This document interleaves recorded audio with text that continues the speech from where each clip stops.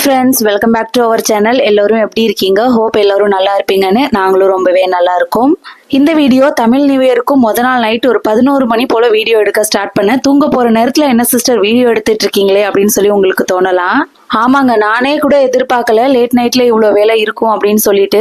பங்குனி உத்திரம் வெள்ளிக்கிழமை வந்துச்சு இல்லையா, அதுக்கு முத நாளே நான் வீடெல்லாம் கிளீன் பண்ணி வச்சுட்டேன் பங்குனி உத்திரத்துக்காக. ஜஸ்ட் இடையில 2 நாள் தான் கேப் இருக்கு. அதுக்கப்புறம் தமிழ் நியூ இயர் வருதே, திரும்ப போயிட்டு வீடெல்லாம் கிளீன் பண்ண வேண்டாம், நான்வெஜ் எதுவும் சாப்பிடாம அப்படியே வச்சுட்டு பூஜையை முடிச்சிட்டு போல நான்வெஜ் சாப்பிட்டுக்கலாம் அப்படின்னு நினைச்சிருந்தேன். ஆனா என்னோட நேரமோ என்னமோ தெரியல, பாப்பா சரியா சண்டே அன்னைக்கு சிக்கன் பிரியாணி தான் வேணும்னு சொல்லி அடம்பிடிக்க ஆரம்பிச்சுட்டா. ஸோ அவளுக்காக சிக்கன் வாங்க வேண்டியதா போயிருச்சு. வாங்குறோமேன்னு சொல்லிட்டு நாங்களும் ஃபிஷ் எல்லாம் வாங்கி செஞ்சு சாப்பிட்டு முடிச்சிட்டோம். இப்போ அடுத்த நாள் மண்டே அன்னைக்கு நியூ இயர், அதுக்கு முத நாள் சண்டே அன்னைக்கு கண்டிப்பா நான் வீடெல்லாம் கிளீன் பண்ணி தான் ஆகணும். மதியம் சாப்பிட்டுலாம் முடிச்சுட்டு கேஸ் ஸ்டவ்லாம் தொடச்சதுக்கு அப்புறம் கொஞ்சம் டயர்டா இருந்தது, அதனால அப்படியே உட்காந்துட்டேன். அப்புறம் ஈவினிங் போல டீ காஃபி எல்லாம் குடிச்சிட்டு இதுக்கு மேல ரெஸ்ட் எடுக்க கூடாதுன்னு சொல்லிட்டு வீடெல்லாம் ஃபுல்லா மாப் போட்டு விட்டுட்டு கிளீன் பண்ணிட்டேன். பூஜா கபோர்டு நான் ஃப்ரைடேக்காக கிளீன் பண்ணியிருந்தேன் இல்லையா, அது அப்படியே க்ளோஸ் பண்ணி தான் இருக்கு. அதனால அந்த பக்கம் எதுவுமே தொடல, அதுல கை எதுவும் வைக்கல, அது அப்படியே இருக்கு. பூஜை சாமானும் கிளீன் பண்ணல.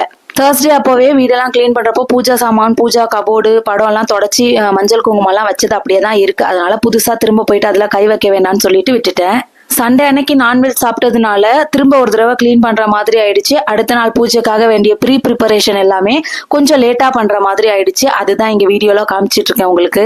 அன்னைக்கு நைட்டே ஒரு 8 மணி போல ஹஸ்பண்டை ரொம்ப அவசரமா கூட்டிட்டு போயிட்டு பூஜை சாமான்லாம் வாங்கிட்டு வரலான்னு சொல்லிட்டு கிளம்பி போயிருந்தேன்.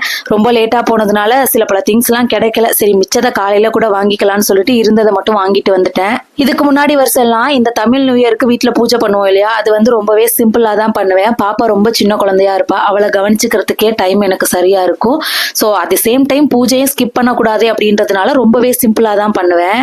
பட் இந்த வருஷம் அந்த மாதிரி சிம்பிளா இல்லாம கொஞ்சம் கிராண்டா, ரொம்ப கிராண்டா இல்ல, கொஞ்சம் கிராண்டா மதியம் லஞ்ச் எல்லாம் சமைச்சு இலை போட்டு படைக்கலாம் அப்படின்னு சொல்லி ஒரு பிளான் பண்ணியிருக்கேன். எதுக்காக, என்ன ரீசன் அப்படின்றதையும் நான் உங்களுக்கு இந்த வீடியோல ஷேர் பண்றேன். கடையிலேருந்து வாங்கிட்டு வந்த காய்கறி எல்லாம் கிளீன் பண்ணி அந்தந்த இடத்துல ஆர்கனைஸ் பண்ணிட்டு இருந்தேன். எப்ப நான் நைட் ரூட்டீன் வேலை பார்த்துட்டு இருந்தாலுமே நான் மட்டும் தான் தனியா பார்ப்பேன். என்னோட ஹஸ்பண்ட் அவங்க வேலையை முடிச்சதுக்கு அப்புறம் போய் தூங்கிடுவாங்க, ஏன்னா பாப்பா தனியா தூங்கிட்டு இருப்பா அப்படின்னு. பட் இன்னைக்கு அவங்களுமே ஹாலில் உட்காந்து ஹாலிவுட் மூவி ஏதோ பார்த்துட்டு இருந்தாங்க. நாளைக்கு ஏதோ லீவு தானேன்னு சொல்லிட்டு சரி ஓகே ஒரு ஆள் தான் துணைக்கி இருக்காங்களேன்னு சொல்லிட்டு அன்னைக்கு நைட்டே அடுத்த நாளுக்கு வேண்டிய சமையலுக்கு வேண்டிய காய்கறி எல்லாம் கூட நான் கட் பண்ணி வச்சுட்டேன். எல்லா வருஷமும் சிம்பிளா தான் பண்ணுவேன். இந்த வருஷம் கொஞ்சம் கிராண்டா பண்ண போறேன், பிளான் பண்ணியிருக்கேன்னு சொல்லியிருந்தேன் இல்லையா, அது எதுக்காக அப்படின்றத நான் சொல்லிடுறேன். இந்த வீட்டுக்கு வந்து கிட்டத்தட்ட இப்ப 3 வருஷம் ஆக போகுதுன்னு நினைக்கிறேன். இந்த வீட்டுக்கு வந்ததுக்கு அப்புறமா தான் எங்களுக்கு நிறைய சந்தோஷமான விஷயங்கள், நல்ல விஷயங்கள், அப்புறம் ஒரு ஸ்டெப் முன்னேறது, அந்த மாதிரி விஷயம் எல்லாம் கூட நிறைய எங்களுக்கு இதுலதான் நடந்திருக்கு.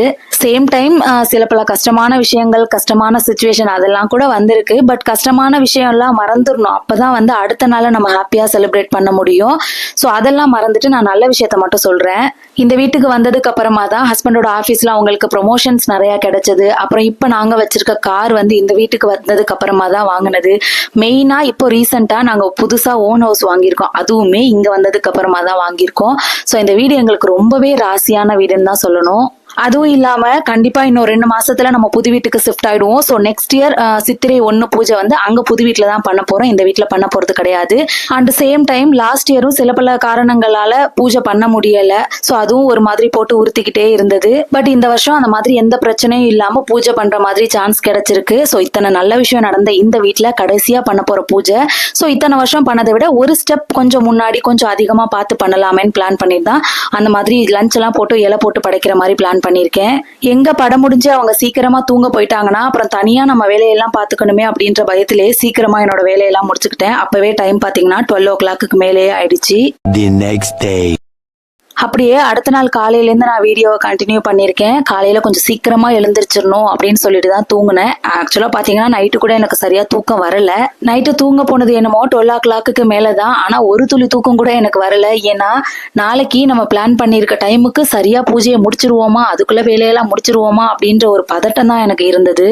இப்போன்னு இல்லை, எப்போதுமே இப்போ ஒரு தீபாவளி, பொங்கல், இல்லை ஏதாவது ஒரு ஃபெஸ்டிவல் டேஸ் அப்படின்னாலுமே எனக்கு அந்த பதட்டம் இருக்கத்தான் செய்யும். ஏன்னா தனியால எல்லா வேலையும் பார்த்துட்டு பண்றது அப்படின்றது கொஞ்சம் கஷ்டம். எங்க பூஜைக்குன்னு ஒரு டைம் கொடுத்துருப்பாங்க இல்லையா, அந்த பூஜை டைமுக்குள்ள பூஜை பண்ணிட்டோம் அப்படின்னா கொஞ்சம் திருப்தியா இருக்கும். அது எப்போதுமே கொஞ்சம் முன்ன பின்ன ஆகிறது உண்டு. அண்ட் இன்னைக்கு கொஞ்சம் சமையல் மெனுஸ்மே அதிகமா தான் இருக்கு. அதிகமா அப்படின்னா ரொம்ப தடல் புடலா அப்படிலாம் நினைச்சுக்காதீங்க. யூஸ்வலா எங்க 2 பேருக்கு சமைக்கிறத விட இன்னைக்கு கொஞ்சம் அதிகமா சமைக்கிறேன் இல்லையா, அதை தான் நான் அதிகம்னு சொல்றேன். வடை, பாய பாயாசம், சக்கரை பொங்கல் அது எல்லாமே பிளான் பண்ணியிருக்கேன். அதுக்கு வேண்டியது எல்லாமே நைட்டு ஓரளவுக்கு நான் ஊற வச்சுட்டு தான் படுத்தேன். வடக்கி ஊற வைக்கல, பாயாசத்துக்கு ஜவ்வரிசி ஊற வச்சுட்டேன். அதுவுமே காலையில ஊற வச்சாலே போதும். பட் ஏதோ ஒரு ஞாபகத்துல அதையும் ஊற போட்டுட்டேன். முடிஞ்ச வரைக்கும் வேலையை மிச்சப்படுத்திக்கலாம் அப்படின்னு சொல்லிட்டு காலையில 6:30க்குலாம் எழுந்திரிச்சு ஸ்ட்ரைட்டா நான் குளிச்சுட்டே வந்துட்டேன். ஏன்னா சாதம் வச்சு பூஜை பண்ண போறதுனால சமையலும் குளிச்சுட்டு பண்ற மாதிரி தான் இருக்கும். அண்ட் இடையில கேப் கிடைக்கும் போது அப்படியே பூஜை சாமானும் அதாவது பூஜை வேலையுமே பாத்துக்கலாம் அப்படின்னு சொல்லிட்டு நான் குளிச்சுட்டே வந்துட்டேன். நேத்தே என்னோட ஹஸ்பண்டுக்குமே நாளைக்கு ஃபெஸ்டிவல் டைமா இருக்கு, சீக்கிரமா எழுந்திருக்கணும், லீவுன்னு நினைச்சு நீங்க ரொம்ப நேரம் தூங்கிடாதீங்க, எனக்கு கொஞ்சம் ஹெல்ப்லாம் பார்த்து கொடுக்கணும் அப்படின்னு சொல்லி ஒரு 1/2 மணி நேரம் கிளாஸ் எடுத்துட்டு தான் தூங்க விட்டேன். அதனால அவங்களும் இன்னைக்கு காலையில சீக்கிரமாவே எழுந்துக்கிட்டாங்க. அப்படியே 2 பேருக்கும் காஃபி போட்டுட்டு நானும் குடிச்சிட்டு இந்த பக்கம் பிரேக்ஃபாஸ்ட் பண்றதுக்காக வந்துட்டேன். இன்னைக்கு சம்பா கோதுமையில பொங்கல் தான் செய்ய போறேன். உடைச்ச கோதுமைன்னு சொல்லுவாங்களா, அதை தான் சொல்றேன். அதை ஒரு 4-5 தடவை வாஷ் பண்ணிட்டு குக்கர்ல ஒரு 3 விசில் விட்டாலே போதும், நல்லா வெந்துடும். குக்கர்ல போடும் போதே ஒரு பச்சை மிளகா, கொஞ்சமா உப்பு, பெருங்காயத்தூள் அண்ட் கொஞ்சமா நெய்யும் சேர்த்து வேக விட்டீங்கன்னா நல்லா இருக்கும். நார்மலா பச்சரிசியில பொங்கல் செய்வீங்க இல்லையா, அதே மெத்தட் தான். அதை விட இது கொஞ்சம் டேஸ்ட் நல்லா இருக்க மாதிரி இருக்கும். என்னோட ஹஸ்பண்டுக்கு அதை விட இது ரொம்பவே பிடிக்கும். அப்படியே அதை குக்கர்ல வேக போட்டுட்டு இந்த பக்கம் லஞ்சுக்கு வேண்டியதெல்லாம் கொஞ்சம் கொஞ்சம் அந்தந்த கேப்ல நான் வேலை பார்த்துட்டு இருந்தேன். இருக்கிறது 3 அடுப்பு தான். ஆக்சுவலா சொல்ல போனா 30 அடுப்பு இருந்தாலும் பத்தாது. ஏன்னா அந்த அளவுக்கு பரபரப்பா வேலை பார்த்துட்டு இருந்தேன். இன்னைக்கு மதியம் லஞ்சுக்கு சாம்பார் தான் செய்ய போறேன். ஜென்ரலாவே வெள்ளிக்கிழமை செவ்வாய்க்கிழமை எல்லாம் நிறைய பேர் சாம்பார் தான் செய்வாங்க. பருப்பு போட்டு சாம்பார் செய்யுது ரொம்ப ஸ்பெஷல். அதனால இன்னைக்கு முருங்காய் மாங்காய் எல்லாம் போட்டு சாம்பார் தான் செய்ய போறேன். ஸோ இந்த பக்கம் சாம்பாருக்கு பருப்பு நான் வேக வச்சுட்டேன். பொங்கலுக்கு தாளிப்பு கொடுக்கறதுக்காக கொஞ்சமா நெய்ல மிளகு, சீரகம், பெருங்காயத்தூள், பொடியா கட் பண்ண இஞ்சி, முந்திரி, அப்புறம் கருவேப்பிலை இதெல்லாம் சேர்த்து வதக்கிட்டு அந்த கோதுமை குருணையோட சேர்த்துட்டேன். பச்சரிசியில பொங்கல் செய்யறப்பவும் நான் கொஞ்சமா பாசிப்பருப்பு சேர்த்து தான் பண்ணுவேன், டேஸ்ட் நல்லா இருக்கும்னு. இந்த பொங்கலுக்கும் நான் கொஞ்சமா பாசிப்பருப்பு சேர்த்து தான் செஞ்சிருந்தேன், சொல்ல மறந்துட்டேன், நீங்க ஆட் பண்ணிக்கோங்க. நாங்க கோதுமை சேர்த்து எந்த ரெசிபி பண்ணாலுமே அதுக்கு சைடிஷ்க்கு தேங்காய் சட்னி தான் செய்வோம். ஸோ இந்த பொங்கலுக்கு சாம்பாரை விட தேங்காய் சட்னி நல்லாவே இருக்கும். அதனால சைடிஷ்க்கு தேங்காய் சட்னி தான் செஞ்சிருந்தேன். சாப்பிட்டு முடிச்சதுக்கு அப்புறமா மிச்சம் இந்த வேலையும் நான் பாக்குறதுக்காக போயிட்டேன். வாசல்ல மாயில தோரணம் கட்டுறது, அப்புறம் பாப்பாவை குளிப்பாட்டி ரெடி பண்றது, அந்த வேலையெல்லாமே ஹஸ்பண்டை கொஞ்சம் பாத்துக்க சொல்லியிருந்தேன். அவங்களும் முடிச்சுட்டாங்க. நான் இந்த பக்கம் சமையலெல்லாம் முடிச்சுட்டு ஃபைனலா வடை மட்டும் போட வேண்டியது இருந்தது. அதை மட்டும் கொஞ்சம் போட்டு எடுக்க சொல்லிட்டு நான் அந்த பக்கம் ரெடி ஆகிறதுக்காக வந்துட்டேன். இந்த சாரி இப்போ லாஸ்ட் இயர் தீபாவளிக்கு எடுத்தது. ஆஃப்டர் மேரேஜ் தீபாவளி பொங்கல் அப்படின்னா ட்ரெஸ் எடுக்கிறதுக்கு ஒரு இன்ட்ரெஸ்டே வர மாட்டேங்குது. எப்படியும் நைட்டி தான் போட்டுட்டு இருக்க போறோம். அதனால சிம்பிளா ஒரு சாரி எடுத்துக்கிட்டேன். அதை இந்த பூஜை அன்னைக்கு நான் கட்டியிருக்கேன்.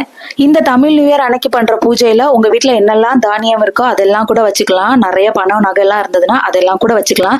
சில பேர் அப்படியும் கூட பண்ணுவாங்க. நான் இந்த மாதிரி சிம்பிளா அரிசி, பருப்பு, உப்பு ஒரு பவுல்ல ஃபுல்லா நிறையிற மாதிரி எடுத்துக்கிட்டேன். கொஞ்சமா பணமும் ஒரே ஒரு நகையும் வச்சிருக்கேன். சின்ன சின்ன பவுல்ல இந்த மாதிரி நிறைஞ்ச மாதிரி எடுக்கிறதுக்கான ரீசன் வந்து இது எப்படி நிறைஞ்சு இருக்கோ அதே மாதிரி நம்ம வீட்டுல எல்லாமே நிறைஞ்சு இருக்கணும் அப்படின்றதுக்காக தான். அண்ட் ஃப்ரூட்ஸ்ல மா, பலா, வாழைன்னு முக்கணி வைக்கிறது வழக்கம். அண்ட் அன்னைக்கு சாப்பிட்ற சாப்பாட்டுலயுமே அறுசுவையும் சேர்த்துக்கிறதும் சொல்லுவாங்க.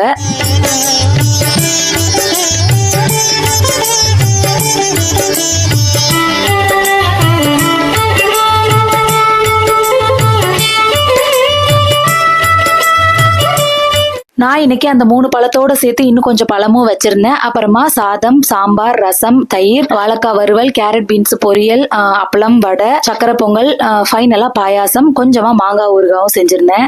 இன்னைக்கு செய்யற சமையல்ல வேப்பம் பூ சேர்த்து செய்யறது ரொம்பவே நல்லதுன்னு சொல்லுவாங்க. நான் தேடி பார்த்தேன், எனக்கு கிடைக்கல. எவ்வளவுதான் பார்த்து பண்ணாலும் பூஜை டைம்ல பூஜையில வைக்கிறதுக்கு ஏதாவது ஒண்ணு மறந்துடுவேன். அது வழக்கமாவே போயிருச்சு. இந்த தடவையுமே பூஜையில வைக்கிறதுக்கு ஒரு மெயினான பொருளை மறந்துட்டேன். அது என்ன அப்படின்றத நீங்க கண்டுபிடிச்சிங்க அப்படின்னா கமெண்ட்ல எனக்கு சொல்லுங்க. இந்த வீடியோட எண்டுக்கு வந்தாச்சு. எல்லாருக்கும் இனிய தமிழர் புத்தாண்டு நல்வாழ்த்துக்கள். பிறந்திருக்கிற இந்த புத்தாண்டுல எல்லா நல்ல விஷயமும் உங்களுக்கு வந்து சேரட்டும், உங்களுக்கு நடக்கட்டும் அப்படின்னு சொல்லி உங்களுக்காகவும் நான் கடவுளை வேண்டிக்கிறேன். இந்த வீடியோ உங்களுக்கு பிடிச்சிருந்ததுன்னா மறக்காம லைக் பண்ணிட்டு நம்ம சேனலை அப்படியே சப்ஸ்கிரைப் பண்ணிக்கோங்க. Thank you friends.